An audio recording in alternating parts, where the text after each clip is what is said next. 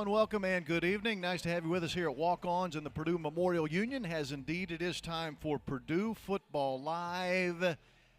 One tiny little change tonight. No Tim Newton as your host this evening. I'm Rob Blackman from the Purdue Radio Network. Tim's sidekick during the Purdue football broadcast. And tonight I will take over for Tim as Tim will be with us in Corvallis this coming Saturday night when Purdue takes on Oregon State. So I'll fill in for Tim tonight, and Tim will be back with the radio crew, myself and Mark Herman, this coming weekend in Corvallis. So happy to be with everyone tonight. Thank you for joining us, and also thank you for making the change to a Wednesday night. I know this group, especially those here in the restaurant, they like to stick to their schedule. I know we screwed you up just a little bit by moving to a Wednesday night tonight. That, of course, is because the team leaves out tomorrow. Tomorrow early afternoon, the team will actually head out west to head to the great state of Oregon to get ready to play the Beavers of Oregon State. And that is also the reason why Coach Ryan Walters will not be able to join us tonight either. Instead, waiting in the green room just behind me, where I sit here, for those watching it maybe on YouTube or on Facebook or on X, in the green room waiting to join me later on tonight, our Director of Strength and Conditioning for Purdue football, Coach Kiero is going to be joining me. Also, I'll be joined by wide receiver Denyin Moriset. He'll be one of my guests, as will defensive lineman Jeffrey Imba. And also our team general manager, Noah Joseph, is going to join me too. So it's a pretty extensive lineup of guests that are going to join me tonight here on the Purdue Football Live Show. And we thank you for being kind enough to give us some few minutes here on this Wednesday evening. Pro Boilers segment still to come tonight as well. And we'll preview a little bit for you the Oregon State matchup coming up on Saturday night in Corvallis.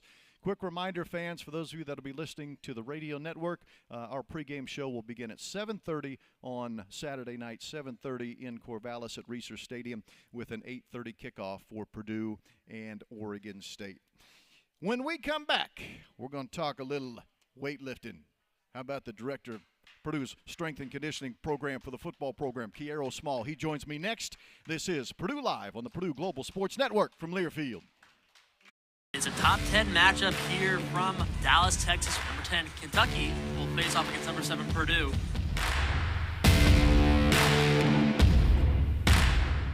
But it comes down to who's prepared, who believes in themselves, who has the best team. They play as a team, they respond as a team, they operate as a team, they communicate, they believe in each other as a team. And this is just one match of many, many that we're going to be involved in.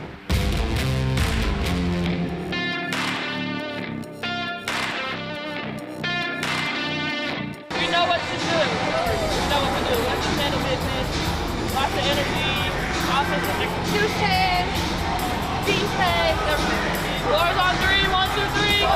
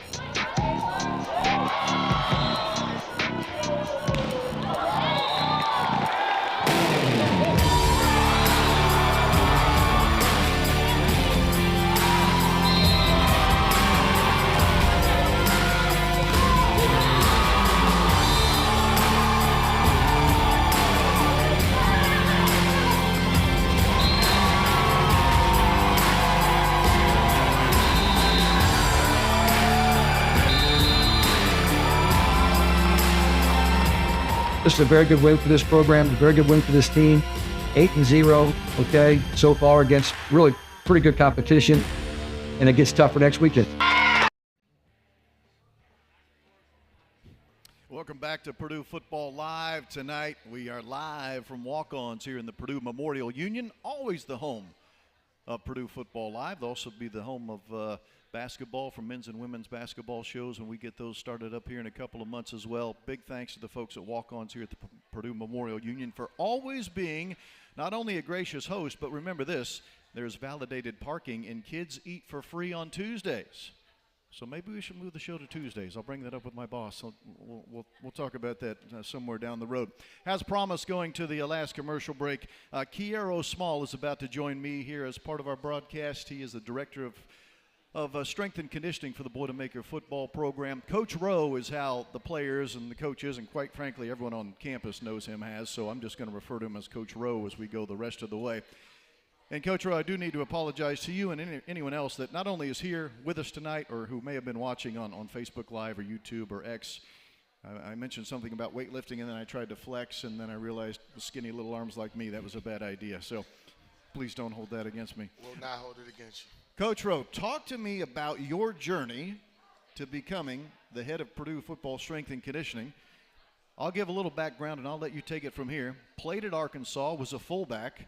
The forgotten position, by the way. Yes, drafted in the 7th round by the Seattle Seahawks, played 2 seasons in the NFL, and then you somehow find your way to Purdue to become the director of strength and conditioning.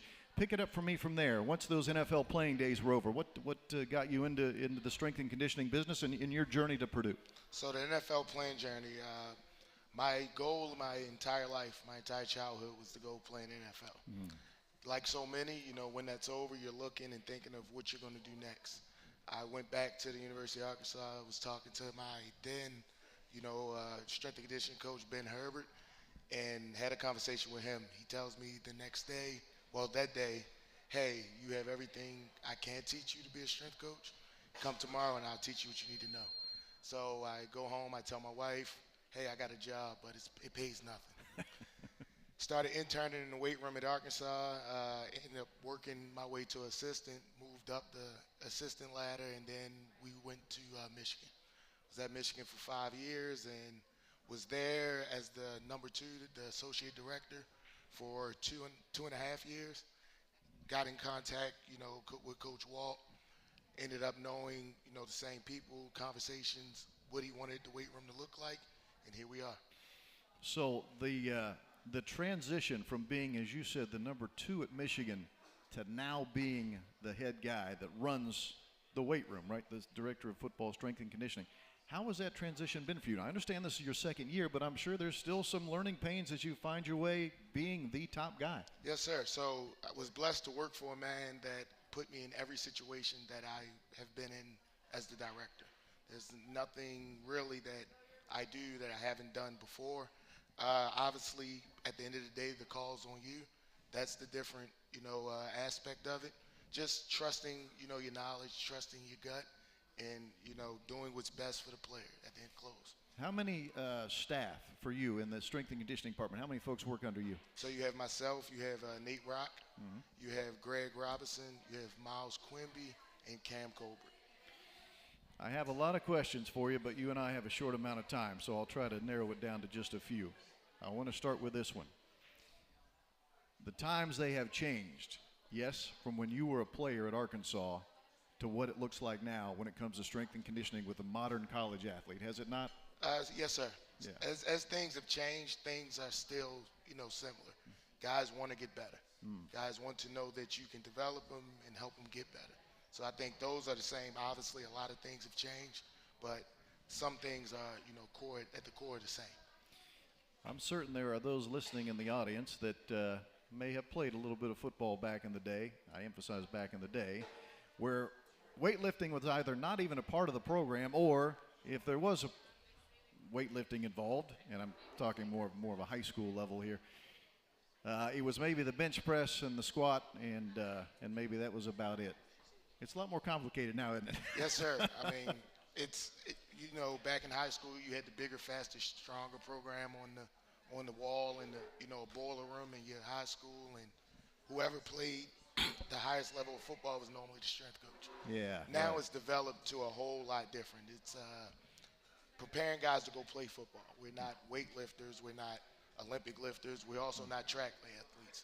We take all of those different things and prepare guys for movements and things that they have to do on the football field. And that's really the trick, isn't it? Because you just said it. You're trying to make guys football players. You're not trying to make them track sprinters or as you said, an athlete for a different type of sport. It's sport-specific football. Yes, sir. And I think you take aspects of all different realms and, you build what becomes your program. You also build it to what your team needs and things of that sort. Coach Rowe is our guest, the leader of the strength and conditioning program for Purdue football. Kind enough to give us a couple of minutes here on the Purdue Football Live show. When we come back, our conversation continues. This is Purdue Football Live on the Purdue Global Sports Network from Learfield. Are the defensive coordinator there. Oregon State dialed up a great call right there. More pressure in Plummer's face, and he lets it go, and he finds David Bell for the first time this season, and Bell is spun down inside the 35-yard line. Defensive line has got to be able to hold up, to give Plummer the time to make that throw, to give Bell the time to get him off of that initial track. He's not great side to side, but you don't want to get a full head of steam from Xander Horvath. Open, this is the tight end, Payne Durham. The outside to try and counter that action. Play action, open, and that's caught.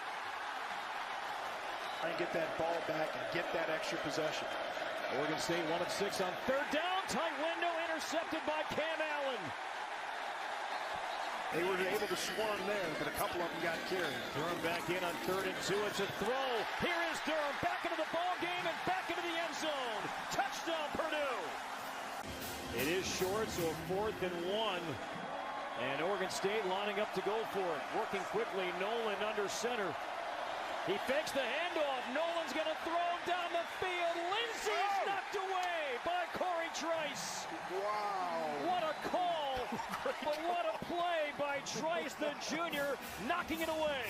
Trice in that trail position got carried. Durham back in on 3rd and 2. It's a throw. Here is Durham back into the ball game and back into the end zone. Touchdown, Purdue.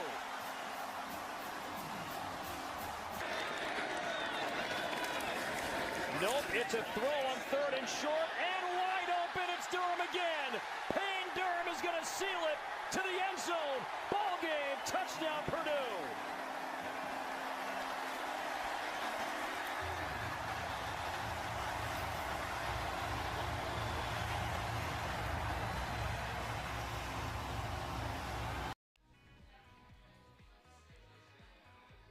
Welcome back, everyone, to Walk-Ons here in the Purdue Memorial Union. This is the Purdue Football Live show coming to you each and every normally Thursday night at 6 o'clock, but we made the change with a Wednesday evening program because our Boilermakers will hit the road tomorrow early afternoon to head for Oregon to get ready to play the Oregon State Beavers on Saturday night. Purdue coming off the loss Saturday against Notre Dame, looking to get back on the win column, in the win column, I should say, against the Beavers on Saturday evening. Purdue Athletics would like to thank and recognize members of the Black and Gold Club who support Purdue Athletics through their sponsorship at the highest level.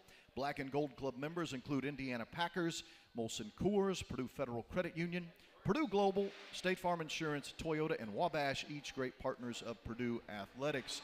My guest tonight for the first couple of segments of the program is Coach Rowe, Director of Strength and Conditioning for our Purdue Boilermaker football program. Coach Rowe, so let's have a little fun here. Strongest player on our team is? Cole Brevard. Cole Brevard. He can bench press what, roughly? If we asked him, whatever we put on the bar. Oh, it wouldn't matter to It him. wouldn't matter. He's that strong. Yes, sir. I would say pound for pound, probably Dylan Thieneman. Thieneman, really? Strongest player. Pound. Pound for pound. Pound for pound.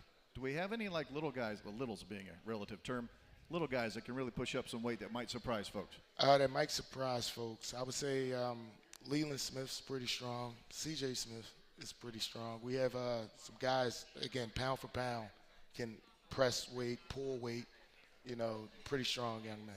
All right, how do you, I know how I would do it, but I don't know anything about strength and conditioning. How would you determine the strongest guy on the team? Is it a bench press thing, squat thing, overall weight? How's it? I would say pull.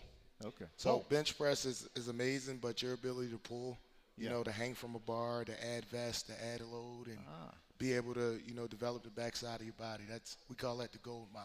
Oh, that makes sense to me, actually. Okay, fastest guy on the team. Fastest guy on the team. I would say they're going to get mad about this one, but we have GPS to, back it up. I would say Leland Smith. Really? Yes, sir.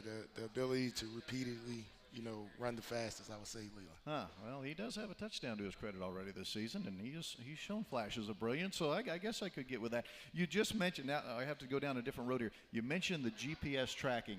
To me, of all the developments in the world of strength and conditioning that probably have me most in awe over the last 5 years or so, the fact that you can put a tiny little chip onto a player in a vest that they can wear all practice, and when practice is over, you can track how fast they ran, when they ran that fastest, how many miles they may have run in a practice, what their heart rate was during the practice. To me, that's amazing technology that's at your disposal these days, yes? Yes, sir. The greatest thing about it is it takes out the guesswork.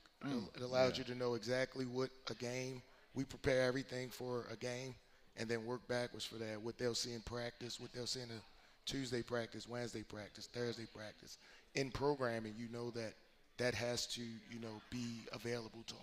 Sure. So that's the greatest part about that technology. And so that's also interesting to me too, that you look at it from a game situation. Here's what you should expect in a game, roughly, from your body, and then you try to simulate it. Sounds like that in practice. Yes, sir. And make practice, harder than the game situation. Make training harder than practice, and make sure that the tissue and the joints and everything that in their body has been to that level before. All right, so let's wrap it up with this. You mentioned training.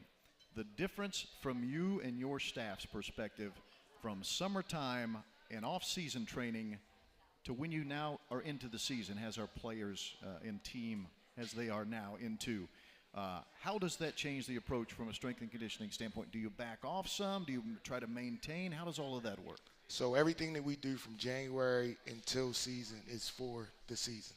Once we get into the season, it's no back off. It's not maintain. We want to slowly, increase. We want you to be the strongest, the fastest, the most flexible, the most agile you're going to be in season. And, my personal opinion, it makes zero sense to be really strong in the off season and not strong when you're playing people. So sure, yeah. Everything that we do is set up so that in season we make small incremental gains, weekly. Amazing stuff, Coach Rowe. I wish I could have you for the whole segment, but your agent won't allow it, from what I understand. I appreciate it. A final question. What do you mean? I'm 54 years old. What do you think I could bench press? Just take a guess. What do you think? And no laughing from the audience, by the way. I would tell you the same thing I tell our guys. Focus on the quality of the movement. Don't go chasing load. That's a nice way of him saying I'm pretty weak, and he can tell. Coach Rowe, thanks, man. That was Thank fun. you, sir. Coach Rowe, everyone, joining us, kind enough to join us here on the Purdue Football Live program. Coming up next, players segment of the program. Denyin Moriset, 2 touchdowns to his credit already, and a bull to make a uniform this season. We're going to talk to the wide receiver and get his thoughts on what's gone down here in the first couple of weeks of the season, and look ahead to that matchup with Oregon State. Denyin Moriset is my guest next. This is Purdue Football Live on the Purdue Global Sports Network from Learfield. Kind of a leap of faith for a lot of you guys to come here with, an unknown. I actually had signed a scholarship to go to Butler to play basketball and football. Okay. And so Coach Young watched the high school all-star game to watch Mark, and I happened to catch a few passes, and he had a couple of receivers that left the team. They may have been asked to leave the team, I'm not sure. But anyway, there were some openings, and I got offered a scholarship just a few weeks before two-a-days started. So, it was an opportunity that I had been dreaming of and working for in high school to get that chance. And so there was no hesitation on my behalf. And Mark was already there, so gosh, it would all work perfectly for me. No doubt. It's amazing how the world turns. It is. It's just being in the right place at the right time. For sure.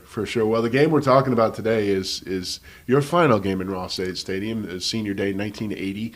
Boilermakers take down the Hoosiers 24-23. We'd already accepted a bowl game opportunity for most of them, so that took a little of the emotion off of it, I suppose, but it's still the bucket game, and still I know Mark was heavily recruited by IU. My parents went to IU. My sister went to IU. I mean, we had so many friends that were there, and I was an IU fan, quite frankly. So, but the opportunity to play, that all changed. Yeah.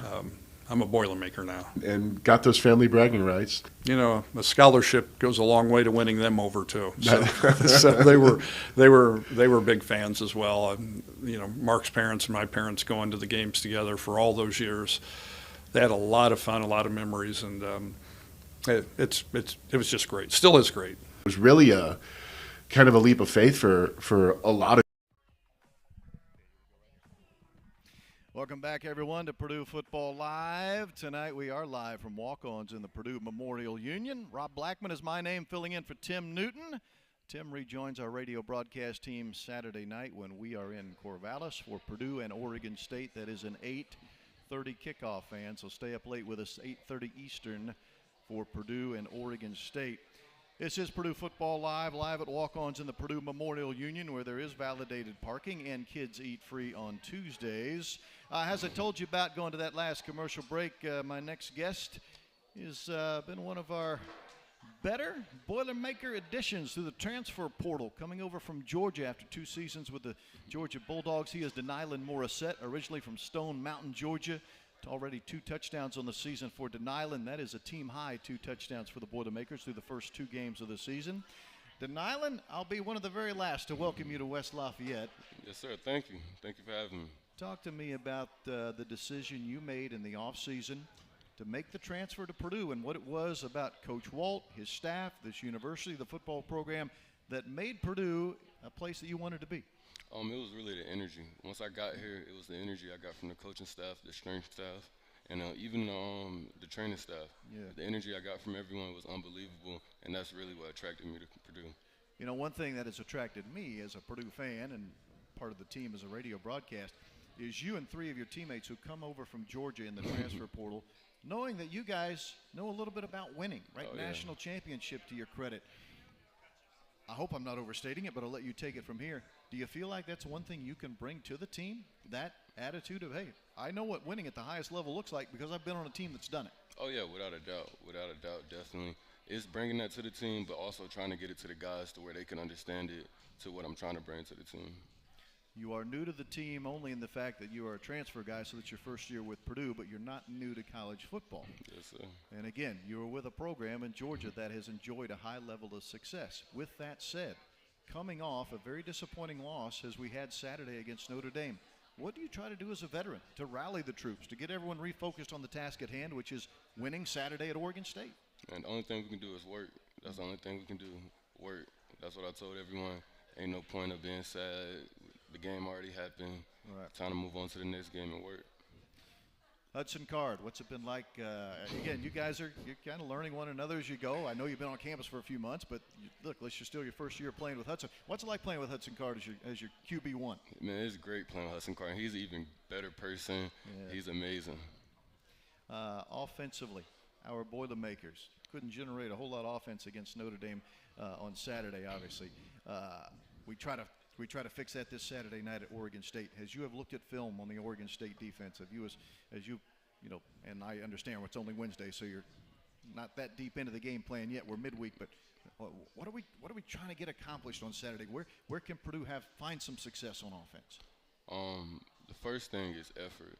That's the first thing before we run any plays. We got to bring effort on the field. We got to play with excitement. We got to play with just bring that juice when we get on the field. Stone Mountain, Georgia, your hometown, right? Yes, sir. Yeah, that's a long way to West Lafayette from Stone Mountain, Georgia. Hopefully you still have some friends and family can get up and see you here, hopefully. Oh, yeah, no, without a doubt. Good. Any other sports in high school? I played, well, not in high school, but I played basketball up to 8th grade. Okay, gotcha. Well, I know what, we're happy to have you, especially considering you've scored 2 touchdowns in the first 2 games. If you don't mind just getting a few more of those touchdowns, we'll like you even more. How's that sound? For sure. Denyin, thanks for being our guest. Denyin Moriset, everyone, the Stone Mountain, Georgia native, and now a big part of that wide receiving crew for our Purdue Boilermakers. More to come on the radio program. We call it Purdue Football Live. From offense to defense, Jeffrey Imba joins me next to talk Purdue defense and what he's been doing for our Boilermakers here this last couple of seasons. If you have been paying attention, he's been doing a lot. Jeffrey Imba joins me next. This is Purdue Football Live on the Purdue Global Sports Network from Learfield. Welcome inside Boilers Center. I'm your host, Craig Combs, and this continues to be your source for anything and everything that is Purdue Boilermaker athletics. Ahead, we'll have for you the Boilermaker weekend that was. The soccer team was up in Evanston to kick off Big Ten play. The volleyball team was down in Dallas. And breaking news into the center, the Purdue volleyball team is in fuego, on fire. These girls are absolutely rolling right now as they look to continue an unbeaten season in Dallas. Let's head to the highlights. The 7th-ranked Boilermakers brought their unbeaten streak into the Longhorn State. In match 1, the Boilers brought out the brooms in a sweep of the Houston Cougars. All-American Chloe Chicoine led the way with 11 kills, 3 blocks, and a pair of aces. The sweep earned a top 10 showdown with number 10 Kentucky on Saturday afternoon. After dropping only their 3rd set all season, the Boilers awakened to win 3 straight sets, earning their 8th victory in a row. All-American Eva Hudson had 20 kills on the day to lead all hitters. Raven Colvin added 7 blocks as well. On Monday afternoon, head coach Dave Shondell spoke about the strong start to this season. It felt like that was the first time I've seen us play at the level I see us in practice from time to time. And really in sets 2, 3, and 4, we were in control pretty much the entire time. So it was a little bit different than I expected, but I credit our players for coming out and after a tough first set, settling down, just being focused on what was the task at hand, figuring out how to defend, how to score points. And so I thought it was a good trip to Dallas, and to come home 8-0 was certainly a good thing. Really, really good competition. It's kind of an Elite 8 atmosphere with that type of talent that we have to prepare for. And for us, it's our 3rd weekend in a row on the road. So far, so good. I think our kids have held up very well. The Boilers head to Kansas this weekend to take on Kansas, Creighton, and Tulsa. The Purdue soccer team also opened their Big Ten play this past weekend with a showdown with the Wildcats up in Evanston. The Boilermakers got a goal early from Lauren Olmholt and carried the lead into the second half. Kayla Budish added an insurance goal late on a long breakaway as the Boilermakers took the Big Ten opener 2-0. It was the squad's first Big Ten road win since beating Ohio State in 2021. The squad is 5-2-1 on the year and welcomes conference newcomers UCLA and USC to Folk Field this week. Good luck to all the Boilermakers on the road this weekend. That'll do it here for us in Boiler Center. We'll see you here next week. And as always, Boiler up, hammer down, Hail Purdue. This is Purdue Football Live on the Purdue Global Sports Network. Thank you, everyone, for joining us here. From walk-ons tonight, I'm Rob Blackman filling in for Tim Newton. Tim taking the night off. He'll be back with us when we head to Corvallis here this weekend to face Oregon State. 2024 Purdue football season presented by Purdue Global. Earn a degree you're proud of with Purdue Global, Purdue's online university for working adults, and the preferred online university degree provider of the Guild and Team USA Learning Network. Start your comeback today at purdueglobal.edu. My next guest plays defensive line for the Purdue Boilermakers. He's 6'6", 302 pounds. His name is Jeffrey Imba. Perhaps you've heard of him. You should have this season. Already 10 tackles this year as a D lineman. That's a lot of tackles early in a season. He's been doing a good job of getting after the other team's offense. Last season, 16 tackles, including a sack and a tackle for loss for Jeffrey Imba while playing for the Boilermakers. Jeffrey, welcome. You have such a unique story in how you made it from your original place of birth to West Lafayette, Indiana. I have to ask you about that first, so I hope that's okay. Of course. Born in Libreville, Gabon. You got it right. For those who don't know. Located on the Atlantic coast side of Central Africa, right at the equator, a country of 2.3 million roughly. I've done my homework, by the way, on this. Then moved to France. Exactly. And now you're in West Lafayette, Indiana, after 2 years of junior college at Independence JC, and then 1 year at Auburn. Exactly. That's quite a story, man. That's quite a journey, I should say. How in the world does a guy start in Gabon and end up in West Lafayette? How did this work out? So I was living in Africa with my mom, and she decided to move in France, and I take the trip. And being in France, I started football really late. I was like 17 when I started. And so after 1 year in France, like I came here in America, I got a chance to play for San Francisco Academy in Baltimore. and I played over there for a year, and it was the start of my American career, if I can say. So you started playing football at 17. Exactly. American football. American football. How old are you now, if I may ask? I'm 25. I've been 25 3 days ago, actually. Oh, well, happy birthday. Congrats. I appreciate it. Hey, Thank happy you. birthday, everyone, for Jeffrey Imba. Well, that's quite a story, man. You didn't even start playing football till you're 17, and now here you are playing at a high level, at the Big Ten level, Division I football here at Purdue. You did transfer, as I mentioned, in from Auburn. As I asked Denyin a moment ago, what was it that attracted you to Purdue? Wanted you to come and play for Coach Walters and this staff? To be honest with you, when I entered the transfer portal, it's the only school I visit. Really? And I've been here in high school, I've been in junior college as well, and I recruited in junior college as well, so I was kind of tired, of like all the coaching talk. I wanted something real. I wanted to be at a place where I could be the best I could be, because I knew that, all the stuff that younger people were like attracted to, like, bigger stadium, like big facilities, not something I wanted. I wanted to be somewhere where I can be the best me. It was the most important thing. And I got a friend who was here, who I played junior college with here, and he told me, yeah, Purdue, you will love it. The coach here, the new coaching staff, like, they really, like they was in JUCO, like they really want you to get better. And I just jumped on a plane, and I came here, visit, and commit right away. From Gabon to West Lafayette, Indiana. Now, do I have this correct, that your major is French? Exactly. Isn't that kind of cheating? I mean, you lived in France. I mean, come on, man. A little bit. That'd be like us going, to France and our major is English. I mean, come on now. Everybody know my secret now. I mean, you better have an A, by the way, in every French class that you take.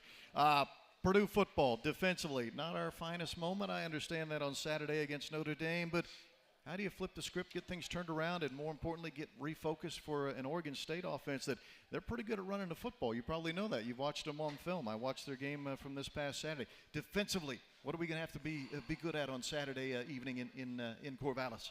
To be honest with you, I got a different perspective from all that, from everything happened so far, every game. I felt like compared to last year, we're way different, way better, but we just have to get it together and like play together a little bit more. I feel like,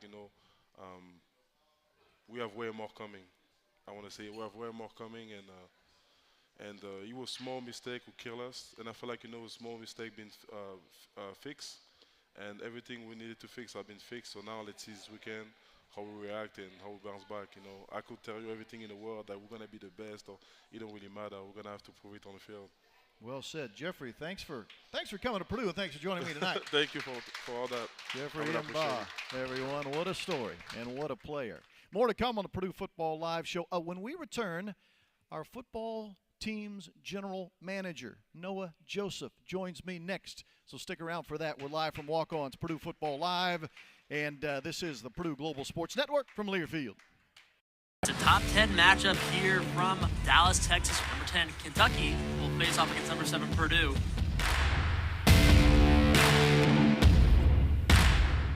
But it comes down to who's prepared, who believes in themselves, who has the best team.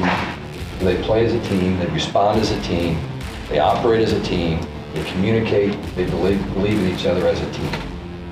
And this is just one match of many, many that we're going to be involved in.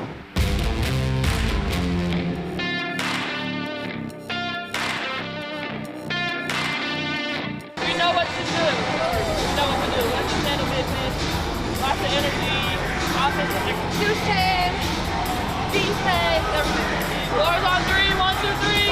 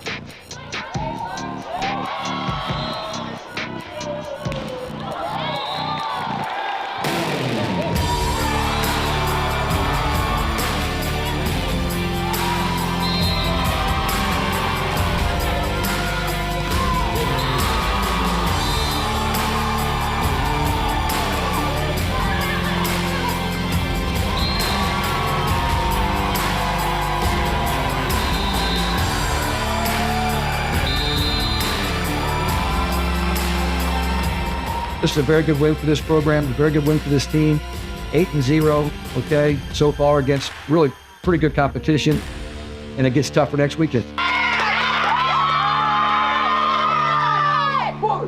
Back, everyone, to Purdue Football Live. Rob Blackman filling in for Tim Newton. Thank you for being a part of our evening here on a Wednesday. And again, for those that had to make a little adjustment on the calendar, thank you. Obviously, we're normally here at Walk-Ons in the Purdue Memorial Union on Thursdays, and we'll be back here next Thursday at 6 o'clock. But had to move the schedule up just a bit because Purdue hits the road tomorrow afternoon to head out west, getting ready to play Oregon State on Saturday night.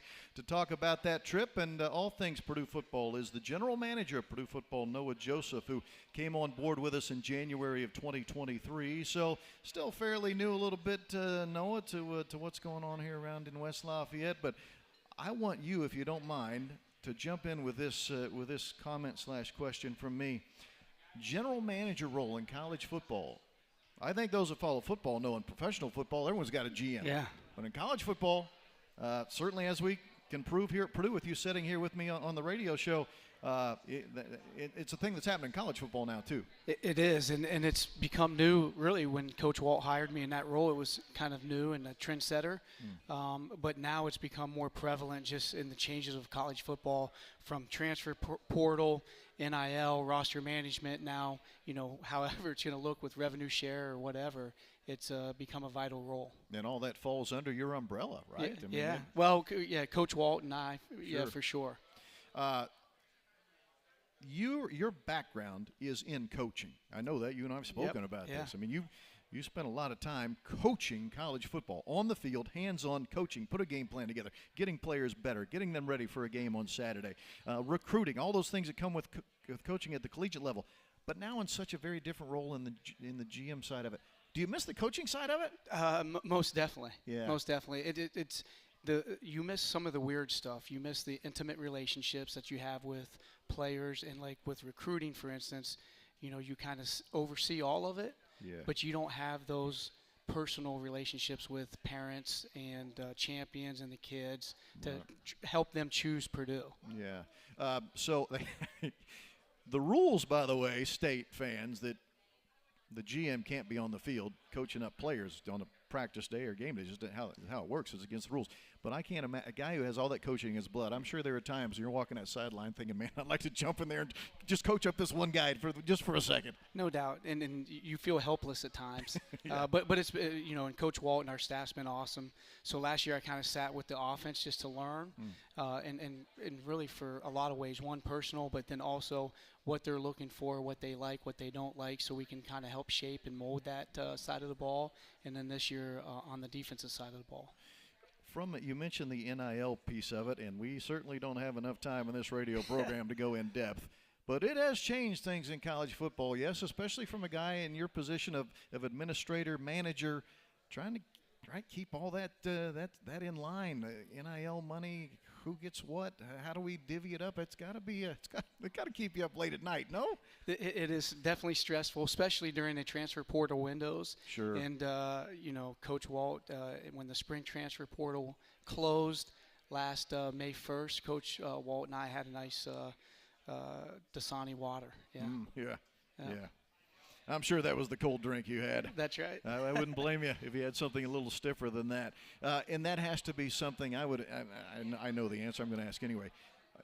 You and Coach Ryan Walters, are attached to the hip on those kind of things, right? You have to be lockstep with him because he is the head coach. No doubt.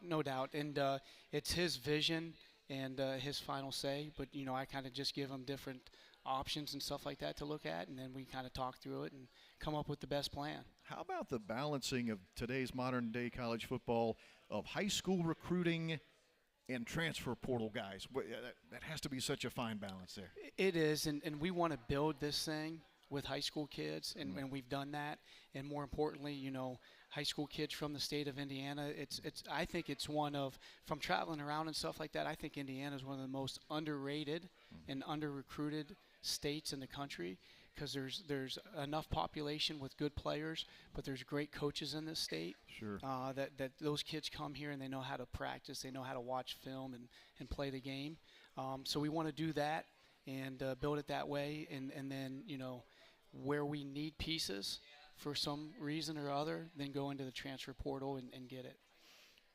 If you're okay with it there, Noah, can you stay for one more segment? I guess so. I haven't scared you away yet? Not yet. All right. We're going to talk one more segment here with Noah Joseph about the new role in college football. It really is new. It really is. The role of general manager. Noah Joseph is the GM of Purdue football. He'll stay with me when we come back. Purdue Football Live on the Purdue Global Sports Network from Learfield. Tibesar, the defensive coordinator there. Oregon State dialed up a great call right there. More pressure in Plummer's face, and he lets it go, and he finds David Bell for the first time this season, and Bell is spun down inside the 35-yard line. Defensive line has got to be able to hold up, to give Plummer the time to make that throw, to give Bell the time to get him off of that initial track. He's not great side to side, but you don't want to get a full head of steam from Xander Horvath. Open, this is the tight end, Payne Durham. The outside to try and counter that action. Play action, open, and that's caught. Try and get that ball back and get that extra possession. Oregon State 1 of 6 on third down. Tight window intercepted by Cam Allen. They were able to swarm there, but a couple of them got carried. Durham back in on 3rd and 2. It's a throw. Here is Durham back into the ball game and back into the end zone. Touchdown, Purdue. It is short, so 4th and 1. And Oregon State lining up to go for it. Working quickly, Nolan under center. He fakes the handoff. Nolan's going to throw down the field. Lindsey's knocked away by Corey Trice. Wow. What a call, but what a play by Trice, the junior, knocking it away. Trice in that trail position got carried. Durham back in on 3rd and 2. It's a throw. Here is Durham back into the ball game and back into the end zone. Touchdown, Purdue.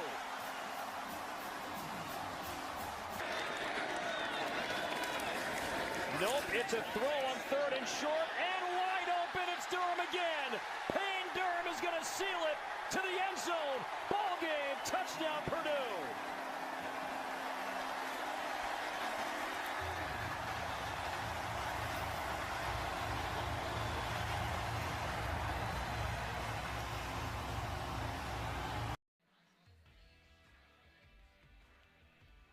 The 2024 Purdue football season is presented by Purdue Global. Earn a degree you are proud of with Purdue Global, Purdue's online university for working adults, and the preferred online university degree provider of the Guild and Team USA Learning Network.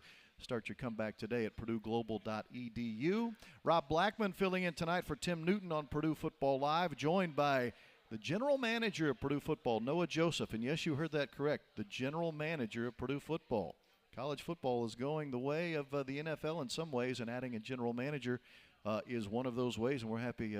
Coach Joseph, I still call him Coach because he spent all those years in coaching. Coach Joseph is the GM for Purdue football. I want to talk about the travel for this particular game because it is unique, obviously, something we're going to have to get used to, obviously, with now 4 teams from out west joining the Big Ten. But the fact that you guys are leaving out tomorrow on a Thursday, talk about that decision and hopefully how it helps our team get prepped for Saturday night. Yeah, no doubt. A lot went into it, just trying to talk to different people that have made those trips, talk to NFL people and things of that nature. And, Pete Rowley, our director of football operations, has done a tremendous job. And so we're going to have a normal Thursday morning. We were a morning practice team, so practice, meetings, all that stuff in the morning. They'll have a little bit of time, and then we'll fly out, get into Eugene, and have dinner and a little bit of downtime, and then have a normal Friday morning out there so we can get acclimated to the time change, have a little bit of downtime, and then our normal Friday night routine. The challenging part really is when you come back. Yeah. Because we come back and it's a 5:30 kick there, 8:30 here. You're anywhere from 5:30 to 7 and trying to figure that piece out. And actually Pete talked with Elliot Bloom with men's basketball and had a great idea. So we normally practice on Sunday, and Monday is our players' day off. And so as soon as we land, we're going to bring the players in and do what we normally do, so then that way they can leave and go rest up Sunday afternoon, Monday. So let's say the flight's on time, 7:30 or so, landing at Purdue Airport. You'll get the team together right away back at the practice facility? Yes. Yeah. Yep, that's the plan, yeah. That is, again, it's good practice because we're going to have to start doing this every year anyway with the likes of the Oregons and the USCs and the UCLAs and Washington's coming aboard. But it certainly does. I remember, I know the show isn't about me, Coach, but I remember that trip out to Oregon 15 years ago or whatever it was, and getting back about 7:30 in the morning, coming home from that trip, and how wiped out I was. I'm just the radio guy. Right. I mean, I get a whole week to rest up. I can't imagine for the players and coaches how difficult that turnaround is. Well, look, as I mentioned in the last segment, I know you don't do any on-field coaching, but you certainly are as involved with our staff and our players as anyone on the program. Taking that loss against Notre Dame last Saturday, flushing it, and getting refocused on the task at hand this Saturday, how has practice been going? And more importantly, do you feel like our team has moved past that disappointing performance and they're ready for Oregon State? Yeah, I think, Coach Walt and I talked about this a little bit. As coaches, we hang on to it a lot longer than kids. And we all have kids, and our kids are pretty resilient, and everything changes by the minute. Right. So they were devastated and disappointed, all the emotions that go into that. But the nice thing is you get to get on that practice field on Tuesday. You get to put the pads on and hit each other again and be more physical. Right. And then you get a chance, again, to lace it up on Saturday and get that bad taste out of your mouth. I will look forward to seeing you in Corvallis. Noah Joseph, thanks for some time tonight. Thank you very much. There you go, the Purdue General Manager for football, Noah Joseph, joining us. One final segment to go here on Purdue Football Live. We will take care of that next. This is Purdue Football Live on the Purdue Global Sports Network from Learfield. Kind of a leap of faith for a lot of you guys to come here with, an unknown. I actually had signed a scholarship to go to Butler to play basketball and football. Okay. And so Coach Young watched the high school all-star game to watch Mark, and I happened to catch a few passes, and he had a couple of receivers that left the team. They may have been asked to leave the team, I'm not sure. But anyway, there were some openings, and I got offered a scholarship just a few weeks before two-a-days started. So, it was an opportunity that I had been dreaming of and working for in high school to get that chance. And so there was no hesitation on my behalf. And Mark was already there, so gosh, it would all work perfectly for me. No doubt. It's amazing how the world turns. It is. It's just being in the right place at the right time. For sure. Well, the game we're talking about today is your final game in Ross-Ade Stadium, senior day 1980. Boilermakers take down the Hoosiers 24-23. We'd already accepted a bowl game opportunity for most of them, so that took a little of the emotion off of it, I suppose, but it's still the bucket game, and still I know Mark was heavily recruited by IU. My parents went to IU. My sister went to IU. I mean, we had so many friends that were there, and I was an IU fan, quite frankly. So, but the opportunity to play, that all changed. Yeah. I'm a Boilermaker now. And got those family bragging rights. A scholarship goes a long way to winning them over too. So, so they were big fans as well. And, Mark's parents and my parents going to the games together for all those years. They had a lot of fun, a lot of memories, and it was just great. Still is great. It was really a kind of a leap of faith for a lot of you guys. All right, everyone, final segment of Purdue Football Live tonight, live from Walk-Ons in the Purdue Memorial Union. Again, a huge thank you to those who have joined us on Facebook Live tonight, or maybe you watched on the YouTube channel or X Live. If you watched that way, thank you for joining us. If you just happen to listen the old-fashioned way on the radio, well, we're kind of cool with that too, and thanks to those who are here joining us on a Wednesday night here live from Walk-Ons. Again, broadcast information for Saturday on the Purdue Radio Network, 7:30 for our pregame show on Saturday with an 8:30 kickoff. And again, that is 8:30 Eastern, so it'll be 5:30 out there in Corvallis, but 8:30 kickoff for Purdue and Oregon State with a 7:30 pregame show on the radio network. A little bit more on the Beavers in a second, but now it's time for the Pro Boilers feature, where we look at how former Purdue student athletes are doing in their professional sports careers. Pro Boilers is presented by Indiana Kitchen Premium Pork Products. Get to know us at indianakitchen.com. Both our Pro Boilers and Indiana Kitchen are boiler-made And today we salute Corey Trice. Did anyone see he got his first career interception this past Sunday against the Denver Broncos? Corey, a 7th-round pick of the Pittsburgh Steelers, got a pick, first career interception, just his second game ever played. For those that have followed Corey Trice and know a little bit about him, he was injured very early in the year last year during training camp, so he never actually got to play for the Steelers. They were very high on him in training camp, thought he was going to be the guy that could play a bunch for him. Got injured, so didn't get to play at all last year, which would have been technically his rookie season. So this is really his first season of playing in the NFL now that he's back healthy, and he had an interception against the Denver Broncos. So congratulations to Pittsburgh's Corey Trice, the defensive back and the former Purdue Boilermaker. All right, couple notes for Oregon State, just so you can sound informed at the water cooler with your friends tomorrow when you're talking about Purdue, Oregon State. They are 2-1 on the season, coming off a loss at home against Oregon this past Saturday. Oregon, their biggest rival, without question. They lost at home 49-14, although that score is a little deceiving because had Oregon State not had a field goal blocked on their opening possession of the game, they should have gone into halftime down 22-17, quite frankly. Should have. And they were playing the Oregon Ducks, who are a top 10 ranked football team in the country. They are playing them blow for blow. In that game at Oregon State. So this is a good football team. Do not be confused by the fact that they lost by a pretty hefty margin at home against Oregon. Oregon, a really good second half last week, but the first half, again, Oregon State hung right in there with them.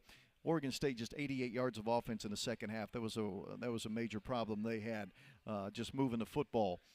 They are not a team that turns the football over, at least not early in the season. Hopefully Purdue can change this, but they have not thrown an interception this season, and they've only had one fumble lost. So pretty impressive how well they've been able to take care of the football. Their main quarterback is a guy named Giovanni McCoy.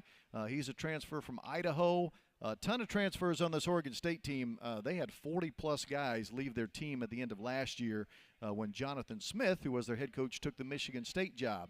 So 40-plus guys left the roster in the transfer portal. So they're a team that's got a whole lot of new faces that they didn't have a year ago. And Giovanni McCoy is the one to watch offensively, their quarterback, who was an all-Big Sky first-team performer. Now that's FCS football, but it's still a pretty high level of football. And he was first-team all-conference at Idaho. So keep an eye on Giovanni McCoy as their starting quarterback. He'll be wearing number 4 against our Boilermakers on Saturday. Again, that's all you need to know about Oregon State. Impress your friends with all that information this week at the water cooler. Thanks to Wes Scott, our in-studio engineer tonight. Thanks to Hunter Stunkel, our engineer back in our Learfield studios. Filling in for Tim Newton, I'm Rob Blackman. Thanks for joining us so much. And a big thanks to Kiero Small and Denyin Moriset, Jeffrey Imba, and Noah Joseph. We'll do the show again next Thursday. But for now, talk to you Saturday night from Oregon State. Have a great night, everyone.